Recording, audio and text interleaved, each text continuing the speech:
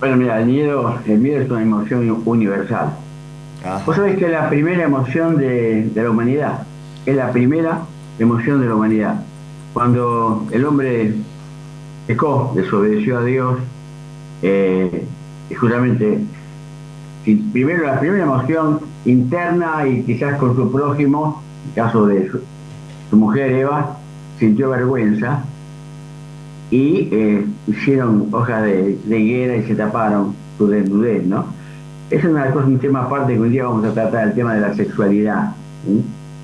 Esa vergüenza, el pudor adecuado y no adecuado, el desparpajo, ¿sí? Algunos el orgullo de la desnudez que sienten algunos últimamente con estas marchas, pensando que eso es identidad o idiosincrasia positiva. Sí. Pero el hombre sintió vergüenza, pero dice el pasaje más adelante, dice que Dios se paseaba por el huerto y al aire del día, y el hombre y su mujer se escondieron de la presencia de Dios entre los árboles del huerto, mas Dios llamó al hombre y le dijo, ¿dónde estás tú? Y él respondió, oí tu voz en el huerto y tuve miedo. Mira Lo vos. primero que dijo, tuve miedo porque estaba desnudo y me escondí.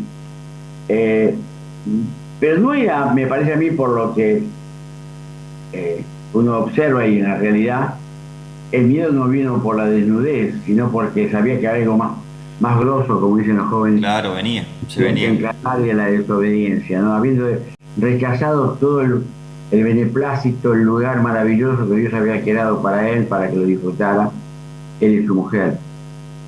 Por supuesto, la vergüenza es algo que acompaña, muchas veces no hace falta miedo, pero cuando uno siente vergüenza se esconde, ¿eh? Se esconde de los demás, se esconde de la realidad, pero el miedo es algo que nos acompaña toda la vida. Es una pasión del ánimo que hace huir y rehusar aquello que considera dañoso. O sea, hay miedos positivos. Evidentemente, frente al peligro, frente a lo Una desconocido, reacción, digamos. a una reacción natural, el primer mecanismo de defensa puede ser eso, ¿no? El miedo, a la alarma, al terror, a tantas cosas que puede, lo desconocido, juntamente lo desconocido. Por vos fíjate que uno, en cuanto una de las cosas que siente miedo el hombre son a los animales, ¿no? Más los salvajes, las animañas. Bueno, ustedes tienen mucha fauna allí, bastante, Jaguareté. ¿no? Claro, áreas peligrosas, las víboras, las serpientes, las arañas, tremendas arañas hay por También allá. hay personas. Sí, también, a veces más dañina que las víboras. Bueno, Pero realmente uno, yo veo que hay gente dedicada al estudio de la zoología en todos los aspectos y tiene un acercamiento tremendo, maravilloso a los animales porque conocen su forma de ser, sus reacciones. ¿Eh? Yo pienso que es eso también, el no tener temor, especialmente a los animales salvajes, es conocer sus miedos, porque muchas veces el animal salvaje, si no tiene hambre no ataca, pero el miedo lo hace atacar como defensa, ¿no? Eso le pasa también al hombre. El mundo que nos rodea y el futuro es incierto. El presente y el futuro es incierto en cualquier lugar del mundo. Uno ve las noticias que angustia mucho. Uno piensa que, bueno, hay cosas que aquí no van a llegar, esperemos.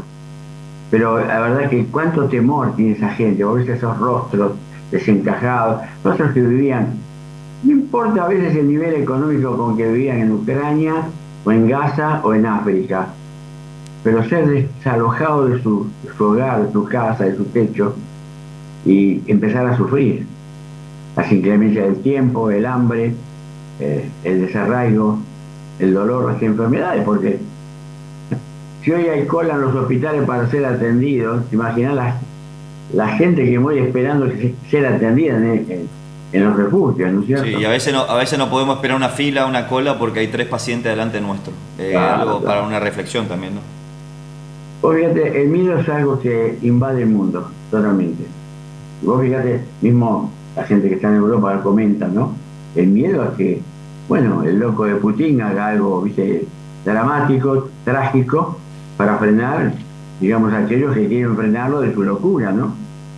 La gente tiene temor, revive los miedos de la Segunda Guerra Mundial, otros vivirán las guerras que continuaron después de la Segunda Guerra Mundial en distintos países del mundo, y evidentemente el miedo, y eso es en síntesis, el miedo al despojo, pero te pregunto algo. Perdón, el miedo a la muerte, el miedo a la muerte. Buenísimo. Te pregunto algo muy interesante, que hablaste de Europa, hablaste de otros lugares. ¿Qué tiene que ver mi ADN hoy, Mauricio, aquí en Andresito? Yo soy descendiente de ucraniano, polaco, etcétera, etcétera. En mi ADN tengo ese registro de ese miedo, tiene que ver la región donde yo vengo, mis abuelos de donde yo vengo, para que yo vaya teniendo un tipo de comportamiento más acorde a una situación, o eso no influye. Yo, por ejemplo, yo hablo mucho de las catas de degustación y yo digo que tiene mucho que ver de dónde venimos, cómo comemos, cómo tomamos, cómo disfrutamos la comida, etcétera, etcétera. ¿Tiene que ver también en el tema de los temores eso? Yo pienso que sí, porque vos fíjate que en el ADN todos nosotros tenemos en forma incipiente, potencialmente, todas las posibles enfermedades que tuvieron o pudieron tener nuestros abuelos, nuestros ancestros, nuestros padres. Que vos fíjate, algunas personas jóvenes, estamos hablando ayer de una reunión de pastores, de un joven que sano se despertó un cáncer muy agresivo, y eso estaba en su cuerpo. Vaya a saber también el estrés, por ejemplo, el estrés baja la defensa, porque mientras tenemos todas esas enfermedades allí acumuladas en nuestro temperamento, la parte que traemos desde el nacimiento, lo que no se puede modificar, eso está ahí contenido por los mecanismos de defensa, por un lado psicológicamente, porque hay enfermedades. ¿Por qué hay enfermedades psicosomáticas? Porque hay gente que vive tanta angustia, tanta soledad, tantas presiones, que justamente bajan sus defensas y aparecen enfermedades que están ahí latentes. Que no haber pasado por esa experiencia nunca lo hubiesen tenido, ¿no? Eso se estudia mucho. Últimamente los médicos están aceptando un poco más las enfermedades psicosomáticas, ¿no? Sí. No hay un virus, una bacteria que la produzca, aunque luego después aparecen, ¿no? Sí, como consecuencia de... La mente te enferma como la mente te sana también, ¿no? En el sentido de... El pesimista, un poco lo que vos decías, se nace pesimista, se nace optimista. Y mira, en alguna medida podría ser, pero también un padre y una madre que puede ser optimista, capaz que tiene un hijo pesimista, o viceversa, un padre y una madre pesimista, siempre lamentándose, teniendo temor, van los chicos de la escuela, en ciudades como la nuestra, tan grandes, hay temores, las cosas que están pasando, y siempre hay una angustia, un temor que se transmite a los hijos. Cuídate, no hagas caso, mirá si ves que se acerca, dale todo lo que te pidan, no te resistas. Eso infunde un poco de temor. La gente que ya tiene temor, supuestamente hay gente que tiene temor a la oscuridad, una cosa clásica, ¿no? El temor a la oscuridad a un niño se le inculca. Vos agarrás a un niño pequeño en brazos y vas a la habitación oscura y vas hablándole, como le hablabas en la luz, él no va a tener miedo ni va a llorar. No, porque no relaciona la oscuridad con algo peligroso. No obstante, en el futuro uno puede enseñarle que antes de caminar a un lugar oscuro tendría que iluminarlo, por supuesto. Pero si uno enseña de la nada y por nada que la oscuridad inspira miedo, o hay que tener miedo a la oscuridad, para eso está la luz, para combatir la oscuridad. Ya sea una luz eléctrica, una linterna, o esperar que aclare el día, ¿cierto? Es imposible vivir en este mundo sin experimentar alguna vez un temor o un miedo, ¿no?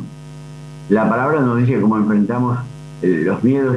El mejor reconocimiento ante el Señor es confiar en Él, que resolverá la situación de acuerdo a su voluntad y a su...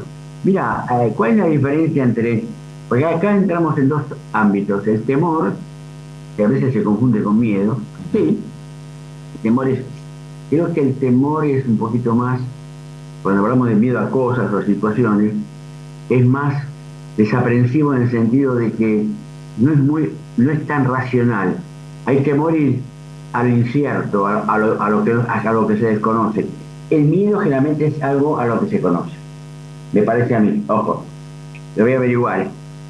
Pero bíblicamente hay una diferencia entre temor y en cuanto a Dios. A Dios no hay que tenerle miedo. Hay gente que le tiene miedo a Dios, pensando que Dios es un Dios, hace comparaciones, por ejemplo. El Dios del Antiguo Testamento, que era tan cruel, que Dios te va a castigar. castigar no hagas mal porque está con una.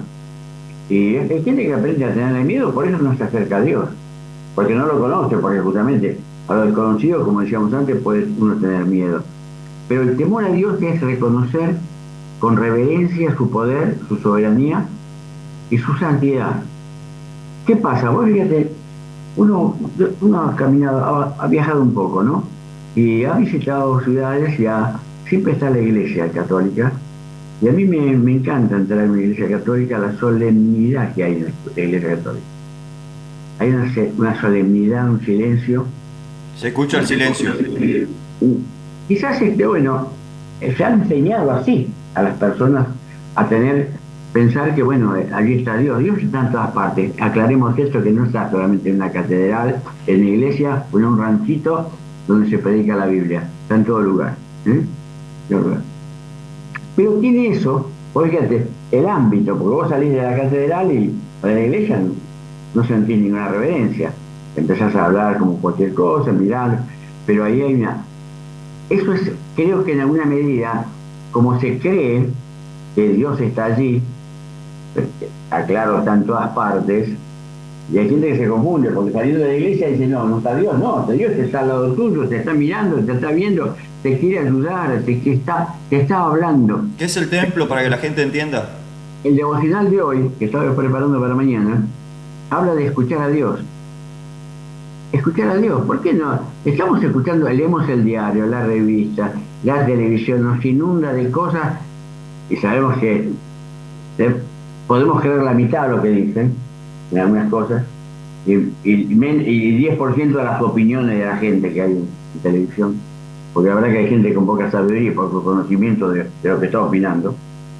Pero el temor es algo que nos acompaña siempre, que a su vez es una seguridad. Yo, por ejemplo, la ruta ahora me asusta un poco la ruta, porque a veces no son los camioneros de antes, ustedes se conocen mejor, ¿no? Hay mucha gente que quizás en Andresito sean camioneros del interior y gente que transportaban sus granos. Los camioneros de antes eran unos señores, te marcaban el paso con las luces, te daban señales y cuidaban a los automovilistas. Hoy no. Hoy una ruta capaz que hay 3 bandas y las 3 bandas están ocupadas por los camiones tratando de pasarse una luz para hacer más rápido el viaje. Y vos ves que son gente joven, irresponsables totalmente, ¿no? Tendrán su carnet, pero evidentemente... Se va a enojar Moyano con nosotros. Ya, no, yo pienso que hay de todo, ¿viste? Los camioneros viejos, los taxistas viejos, pero sí. Yo los veo pobrecitos los chicos, yo los comprendo, ¿no? Los de entrega rápida de las comidas, desesperados cruzando los semáforos rojos, pero por eso hay accidentes de los chicos, quieren hacer más viajes. Eso es la imprudencia. La imprudencia no te hace sentir temor o respeto de las circunstancias, porque si yo cruzo un semáforo rojo y el otro viene confiado en verde y la otra empezó a arrancar apenas se puso amarillo, porque el otro también piensa que todavía tiene tiempo para pasar porque está amarillo, y se hacen tortas con el amarillo los dos, ¿no? El miedo es algo que nos acompaña, tenemos que aprender a manejarlo. ¿Qué diferencia en temor, como dice el miedo? Y bueno, por otro lado, se habla del miedo como algo vencible en la vida cristiana. La Biblia dice, ¿no? El perfecto amor y que fuera el temor. Hay gente que tiene miedo a todo. Mira, es temerosa. Escucha un ruido, ahí está, hay gente que escucha un ruido y se sobresalta. Un ruido común de la calle, una moto, un escape, una puerta que se cierra. Uno puede también normalmente asustarse de algo significativo. Pero hay gente que vive sobresaltada. Hay gente que vive ¿Eso se transmite al contexto familiar eso? Sí, por supuesto, los chicos aprenden. Mira, algo que yo digo, esto lo vengo diciendo desde que estaba en la escuela hace, ¿cuánto? Del año 80, ¿no? Y que los hijos aprenden más lo que ven que lo que escuchan. Vos podés decirle 1000 veces una cosa Él va a aprender cuando él vea que vos lo haces. Aunque lo hagas pocas veces, lo va a aprender más que vos se lo digas 1000 veces.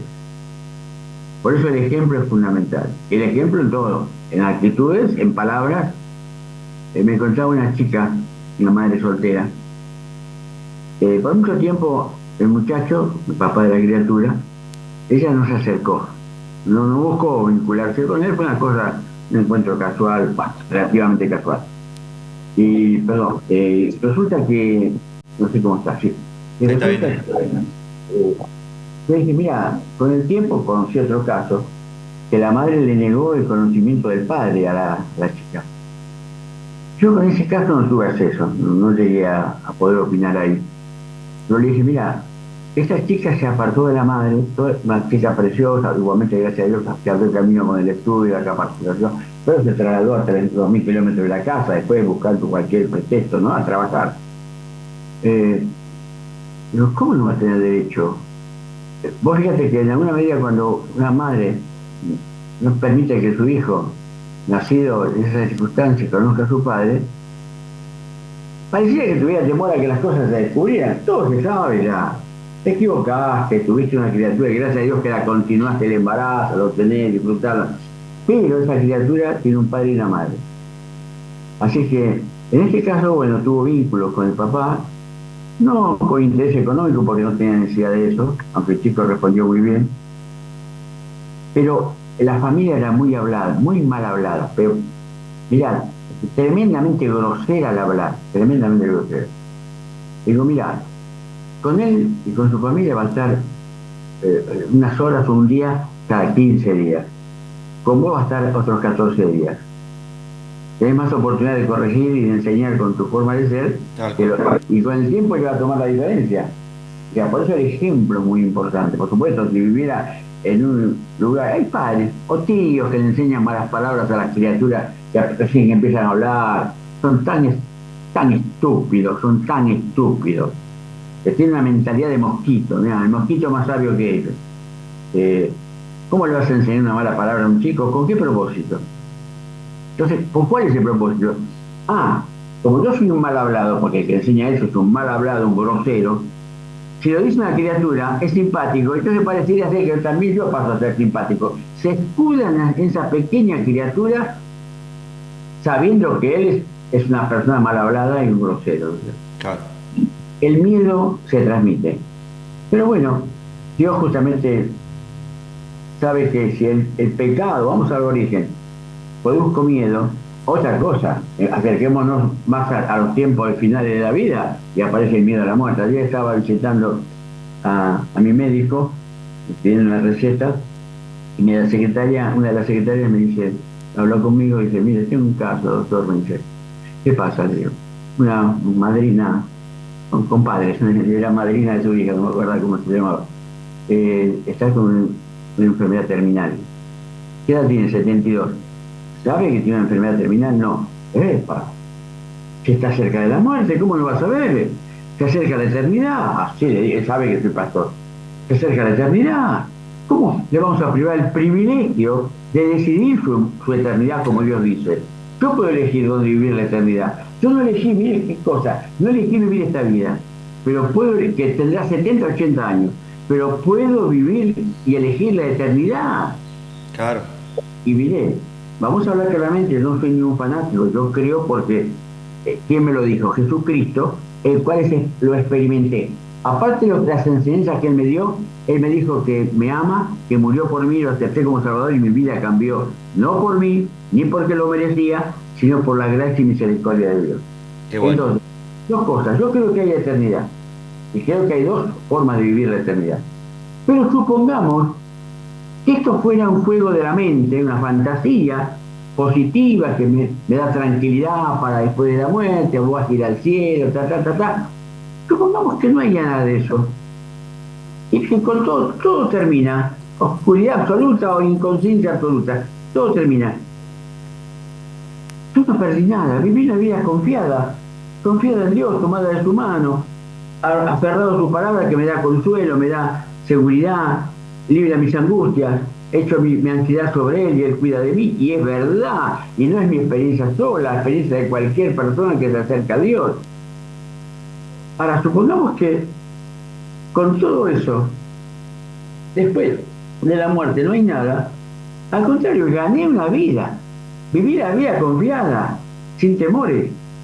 Ahora, si hay eternidad, epa, a ver, escuchemos a Jesucristo cuando narra una historia real, no era una parábola, de dos personas que pasaron la eternidad en dos destinos diferentes. Que un día podemos hablar de esto. Buenísimo. Entonces, ¿qué pasa? Ahí está la oportunidad, yo lo decido. No decide Dios mi destino eterno, ¿eh? Él me lo propone, Él me lo ofrece, pero también me había. Uno me ofrece su vida, me ofrece su cielo, su gloria, pues también me advierte del castigo eterno, porque el hecho de no querer aceptar la gracia, la misericordia y el amor de Dios. No por supuesto. ¿Cuál es el impedimento fundamental para llegar a Dios? Es mi pecado, mi rebeldía, mi delito espiritual. Hoy estamos preocupados porque hay muchos delincuentes libres, hay muchos asesinos, mala gente, mafias, que se mueven con una impunidad tremenda. ¿Dónde está la justicia? Decimos, ¿por qué no les llega el castigo de la justicia? Existe la justicia, hay un código y hay cárceles. ¿Por qué acá en este país somos más blandos con las condenas que en otros países que son tremendas, que por vida, alguien que mató, alguien que a un perjurio, un testigo que hizo algo en falso, es castigado tremendamente, alguien un encubrimiento también son castigados, pero fuerte. Y bueno, ¿estamos esperando la justicia de los hombres? Claro que estamos esperando la justicia de Dios. Y nos asustamos, rechazamos la justicia de Dios. Bueno, analicemos un poco qué nos pasa. ¿Qué nos pasa? ¿Qué nos pasa? Está buenísimo, Osvaldo. Bueno, te agradezco muchísimo. Y bueno, y si no hay eternidad, ¿por qué pensamos como eternos? Es la pregunta, ¿no? ¿Por qué pensamos como eternos? Porque vos podés hablar a una persona de 90 años y está haciendo un proyecto, voy a hacer esto, voy a hacer esto, voy a hacer lo otro, como... Vos sabés que los psicólogos infantiles, los neonatos, hablan del concepto de eternidad que tienen los niños. Mirá qué interesante esto. Una mamá tiene al nene en el corralito en la cocina, ahí en el piso, protegido, y está cocinando, haciendo sus cosas. El nene está atareado, pues un nene de 1 año, está ahí jugando con sus chiches, y de reojo, con el rabillo del ojo, percibe a la madre en su movimiento, en sus ruidos. Pero si la madre se va de la cocina, y no la ve, y no la siente, comienza a llorar. ¿Por qué? Vos sabés que es interesante que esto lo han hecho psicólogos infantiles que no son cristianos. El niño tiene sensación de eternidad. ¿Qué significa? Si mi madre está conmigo, está siempre. Si mi madre no está y no la veo, no está nunca más. Fíjate a qué conclusión llegaron estos estudiosos de la conducta infantil. Qué increíble, qué increíble. El concepto de la eternidad está en nosotros desde siempre. Wow, ¿cómo tenemos que aprender, Osvaldo? ¿Cuánto tenemos que aprender? Tantas cosas. Y temas, Osvaldo. Yo estaría en Buenos Aires y tendría un programa para hablar exclusivamente de eso, para que escuche mucha gente. Y vos sabés que se escucha tanta cosa por ahí dando vuelta y vos decís, no puedo creer, ¿viste? Cómo... Y después decimos, che, la cultura nuestra bajó, nuestro nivel intelectual bajó, no podemos entender a la sociedad, pero ¿por qué no? Porque no querés escuchar lo que tenés que escuchar, ¿viste? Mirá cómo son los medios. No hace falta que sea un profesional o no, aunque sea un cantante, un deportista que haya cambiado su vida por confiar en Cristo, se manifiesta cristiano. ¿Qué? Si es un loco, si es un súper tatuado que no se le reconoce la cara, si es un mujeriego, si es un borracho, un drogadicto, aparece en primera plana y se busca sus lados positivos.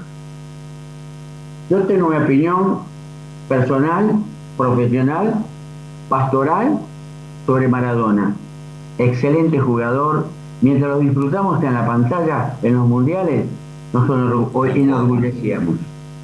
Pero desgraciadamente, para aquellos que estudiamos la conducta humana, toda esa artesanía, toda esa habilidad maravillosa con la cual se nace, se practica y se desarrolla, para mí se opacó con su conducta. con su conducta personal y también la que protestó, ¿no es cierto? Pobrecito, qué linda vida podía haber llevado con todo lo que Dios le dio de oportunidades. Sin lugar a dudas. Qué orgullo para su familia podía haber sido. Hoy se están desgarrando Se están peleando todo por la herencia. Buenísimo. Dale, Osvaldo, te agradezco mucho. Otro día vamos a hablar de Maradona.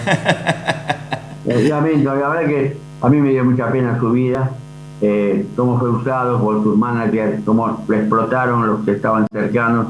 Sí, sí. También eso vamos a hablar. Vamos a hablar otro día, ¿sabes qué, Osvaldo? El tema de la importancia de tener buenas juntas. No juntas de tapa de cilindro, juntas de amistades.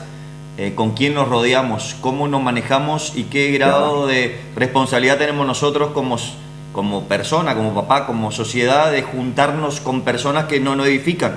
Porque a veces pensamos que todo es lo mismo y no todos piensan como uno, no todos quieren una familia, no todos quieren. Entonces hay que también poner un freno en el momento cuando uno tenga que poner freno, no porque sea antipático, desagradecido, malhumorado, que no tiene ganas de relacionarse con personas, sino que a veces tenemos que poner ese freno para que toda esa influencia que usted recién estaba mencionando no lleguen a nuestras vidas, ni tampoco a nuestros hijos. Y a veces nosotros cometemos el error de abrir la puerta como si fuese todo joya, y no es todo joya, y tenemos que parar un poquito. ¿Y así, Osvaldo?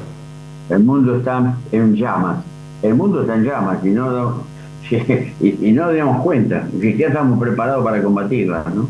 Buenísimo hablar de los bomberos también, ya que estamos en llamas. No. A cuidarse.